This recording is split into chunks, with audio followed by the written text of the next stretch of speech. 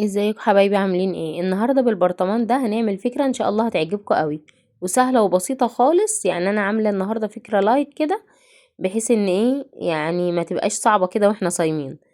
اول حاجه هاخد البرطمان ده وهبدا اثبت عليه اللولي النص حبه بالتبادل بالشكل ده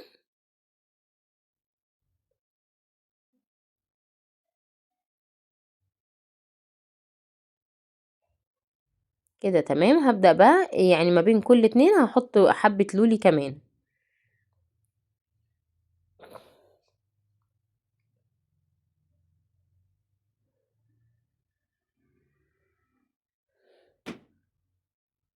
همشي بنفس الطريقه، صف اتنين وصف تلاتة، صف اتنين وصف تلاتة بنفس الطريقة لحد ما هغطي البرطمان بالكامل. القناة عليها افكار كتيرة جدا، لو مش مشتركين في القناة ياريت تشتركوا وتفعلوا زر الجرس عشان يوصلكوا اي فكرة جديدة انا بعملها. وما تنسوش طبعا اللايك والشير عشان اصحابكم يشوفوا نفس الافكار دي لو بتعجبكم. هكمل بقى بنفس الطريقة كده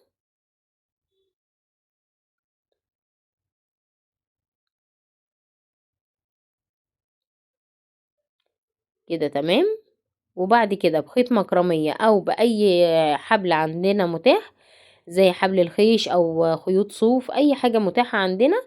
هبدأ احط منها صفين او ثلاثة على مكان الغطا بتاع البرطمان بالشكل ده.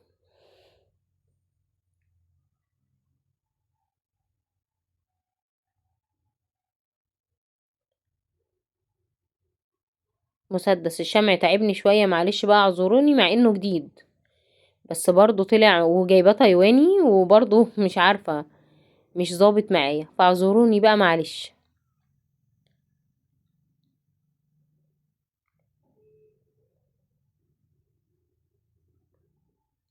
هبدأ اثبت ده واشيل الجزء بقى اللي انا مش محتاجاه خلاص بالطريقة دي.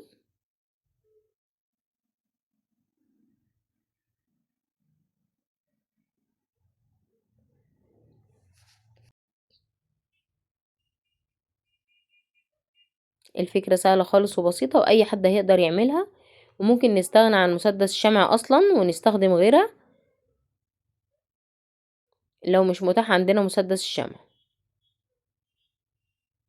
وبعد كده هعمل فيونكة زي ما انتوا شايفين كده، وهثبتها على البرطمان برضو من فوق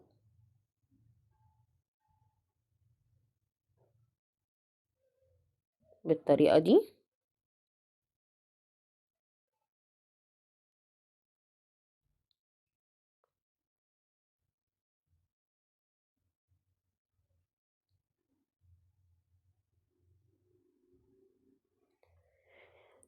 وهحط عليها واحدة من اللولي اللي هو النص حبة اللي انا عاملة بيه البرطمان اصلا، هحط واحدة كمان منهم على الفيونكة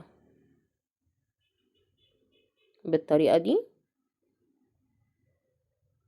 وبكده ابقى غيرت شكل البرطمان، وطبعا ممكن استخدمه زي منظم، وممكن استخدمه كمان زي فازة.